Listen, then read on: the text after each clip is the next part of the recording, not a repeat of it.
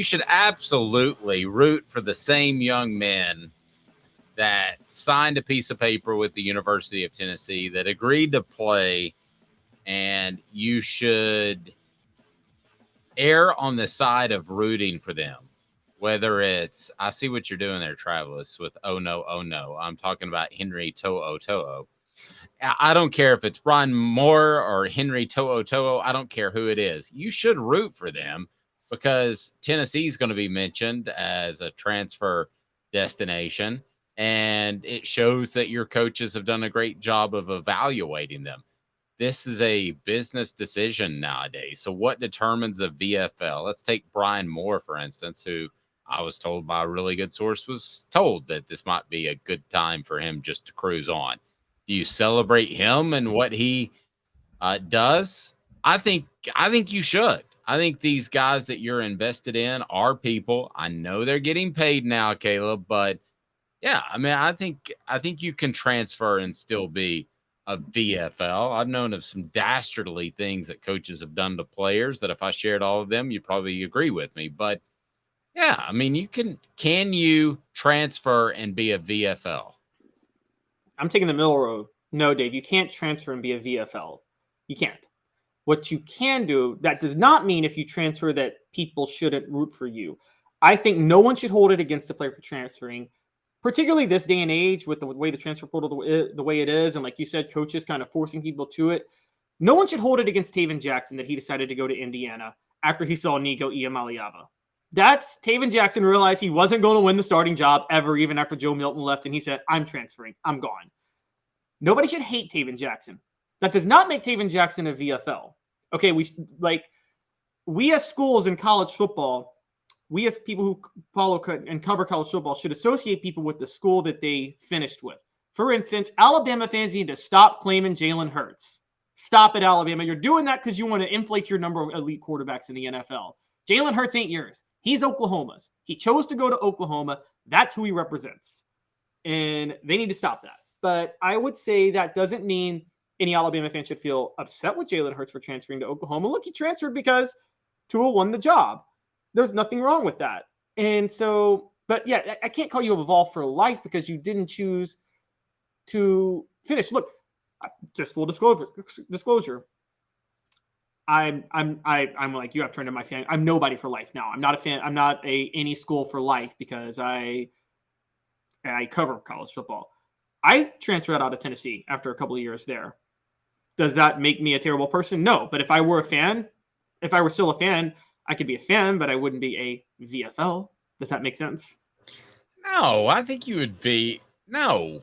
How many people are fans of a particular school and they didn't even go to that school? So are they VFLs? I mean, if they spend $5,000 on tickets and they spend another $2,000 on the parking pass and they spend $1,000 each Saturday to have their awesome tailgate, they're VFLs. Well, I'm not doing any of that. So I mean, those people are VFLs.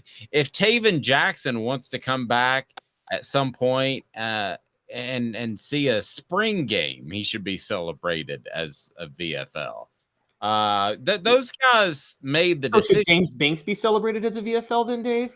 Gonna throw a name out there. I mean, listen, if you go, it's the same rule as it always used to be. If you play hard and keep your nose clean, then you're going to have great opportunities, making 6 digits a year out of college, which ain't bad. Now, I'm not saying that those will necessarily be extended to somebody, but in the case of Taven Jackson, why shouldn't they be? If a business owner says, well, I mean, you got caught up in a Hooker and Nico. I mean, what were you supposed to do? You weren't going to play. If that young man, as long as he handled everything and didn't take shots on the way out the door, that young man would be a guy that I would hire for my company if I were a Tennessee booster and I thought that he would help my company. I would do that. That's a VFL. By the way, VFL was started by Derek Dooley, so I hate even using the term. But, I mean, why wouldn't you still celebrate that young man? Why wouldn't you celebrate the fact that Tennessee was able to get a guy like Henry To'o To'o? No, you can do favors if you want to, if you're with the university. But I felt like VFL was like an official organization that, like, okay, I consider VFLs like Letterman. Put it that way.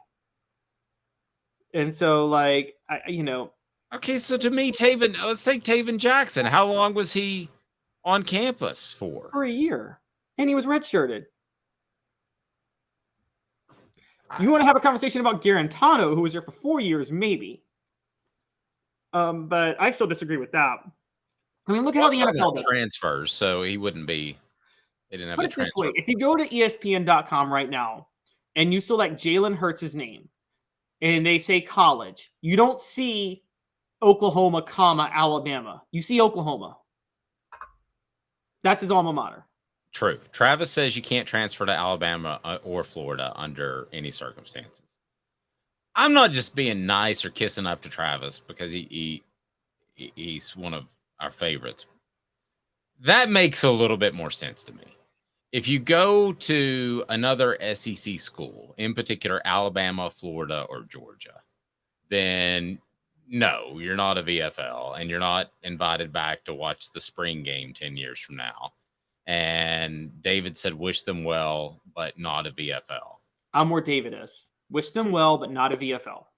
So even Indiana, I mean, to me, if you go to a lesser school, you should still be after. I mean, I was writing the story on Ollie Lane, and he's been through 3 head coaches. I mean, after some of the stuff that these guys have been put through, shouldn't we give them a little bit of grace if they decide to transfer to an Indiana? I didn't. None of us are saying don't give them grace.